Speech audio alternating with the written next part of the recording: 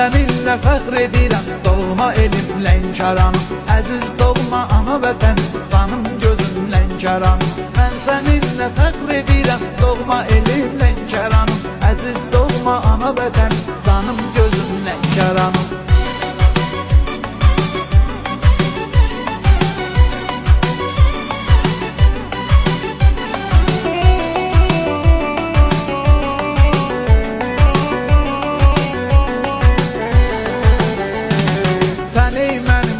Şəhər, gözəl Lənkəran şəhər, mehriban insanları var, dəyərli oğlanları var. Rafın adından deyirəm, hamıya salam göndərirəm. Salam Ford uşaqlarına, bu yurdun qoçaqlarına. Mən də Fordda doğulmuşam, sözümə də sadiq olmuşam. Dilimdə əzbər vətənim, cənnətə bənzər vətənim. Nə fəxir